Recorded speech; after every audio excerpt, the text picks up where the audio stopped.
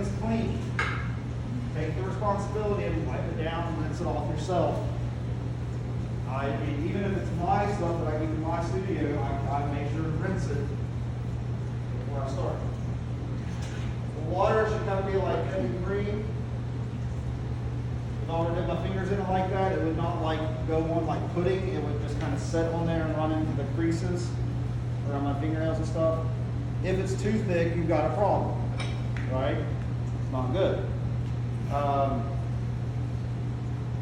Okay. So the way I glaze stuff like this, there's kind of two ways. The plates may be easier to dip in, but you'll have fingerprints. The way I typically glaze, and it allows me to do two different colors, one on the inside, one on the out. Kind of pour quite a bit in and rotate it and let it drip out. I'm not a huge fan of these drips, even if it's the same color going on. I wasn't very clean when I did that. But if you wanted to, say, have yellow on the outside and black on the end, before that starts to dry up, damp sponge, again, it's just sand and water. Let that off. And the other thing I do is oftentimes let it sit for a minute to dry to make sure it's not got too much water. You see how that got, because I was rotating it while it's still wet, I got a pretty nice even coat in it. Any variation in thickness on most of these glazes will show up. Sometimes it's nice, sometimes it's not. And then I'm just going to do, because of the example, the same glaze. If I do it like that, I trap water or air under it, under the rim. I don't get much back on the inside. And again, I don't like random drips on my stuff, so I might hang it like this until it starts to develop a skin and dry up. This white glazing can take a while sometimes. But it's starting to get leathery. Notice that I don't have gloves on. If you want to get some gloves to wear, that's fine. I will tell you that this is a question that always comes up, every glaze we have in here is food safe.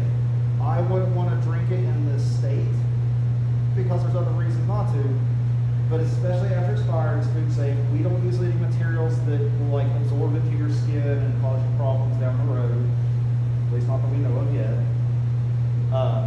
So you should be safe.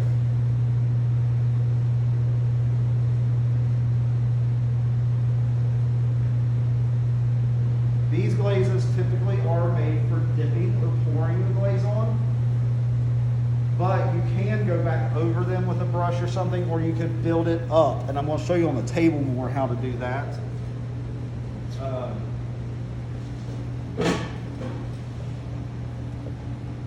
While that dries up a little bit. Like I said, it's not paint, it's glaze. It doesn't have anything in it to make it really brushable. So we have to even apply it differently. If you go to brush it on, if you do this, you'll get a nice thick to thin mark, and that can be nice over another glaze. But if you're trying to build it up, like when we get to the hand building assignments and stuff, you want to build up an area, what you usually want to do is kind of dab it, let it flow out of the brush a little bit so it builds up a nice thick coat. We've been letting that dry and then going perpendicular to it. So I'm just kind of tapping it on there and letting it flow out. See how it's a much thicker coat than what that is when it dries up. The idea here, trying to combine those words, is to get the glaze built up thick enough that it coats properly, but not so thick that it gets thick and runs off the pot. Okay? So that thickness is usually no thicker than a credit card. Or debit, or like your ID card or something. So you got to build it up a couple coats, but not get too thick. If in doubt, put it in the wood or soda kiln, and even a thin coat of glaze will turn out great. This is taking a minute. We'll do the next thing. In general, don't put slips over glazes unless you want to experiment and probably lose something. Just the dryness of the slip does not do well. It floats on top of the glaze and crackles up and does funny things. It can be nice, but it's more of a sculptural technique. That's the slips up there or the flashing slips here. The flashing slips, generally, slips are applied before the bisque firing, the first firing that they go through. But the flashing slips, because they're formulated a little differently, can go on after it's been fired, and usually do. This one has probably like 4 or 5 different flashing slips on it. A little bit too thin, really. But okay, this is what.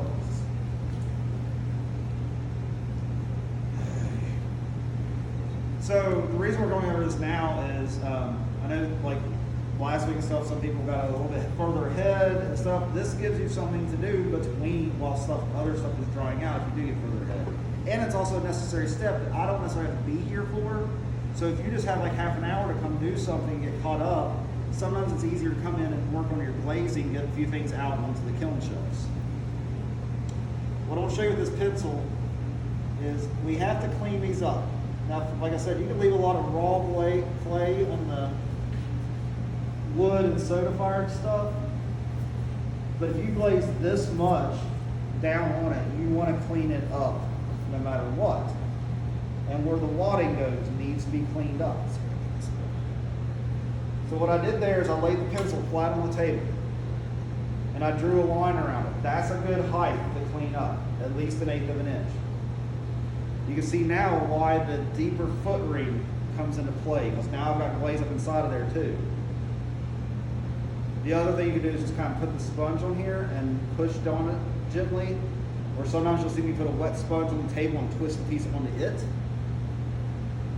And it'll actually wrap up almost perfectly that distance onto the piece. How cleanly you do this is kind of important. Like, it will show up at the end of the day. Enough.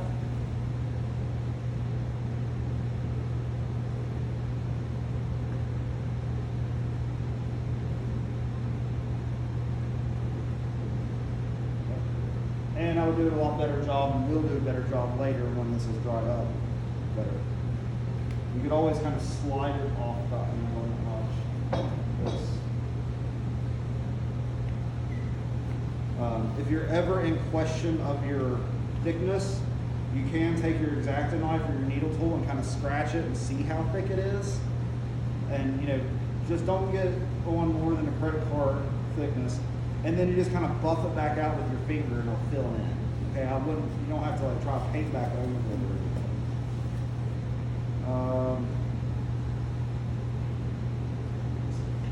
I know they're going to fire, I think, soda. Adam said on Wednesday. Let's see up there. Adam writes up the dates for when he's going to fire kilns. So 310, he's going to do both a reduction kiln and a soda kiln. We're probably only going to do 1 or 2 wood kilns this semester. But if you have something you think you'd like to see in the crunchier stuff, keep it back or whatever for that. But what I'd like to see is everybody get, hopefully everybody's got something up kiln. I know some kilns are cooling and some are firing right now. But if you just have a couple plates or something out of the first kiln, let's see glaze today with that first, and then and everything. Whichever kiln you want it to go into, outside these racks, they'll say reduction, they'll say soda or wood. We have it marked where they go. They're usually fairly close to the kiln they go in.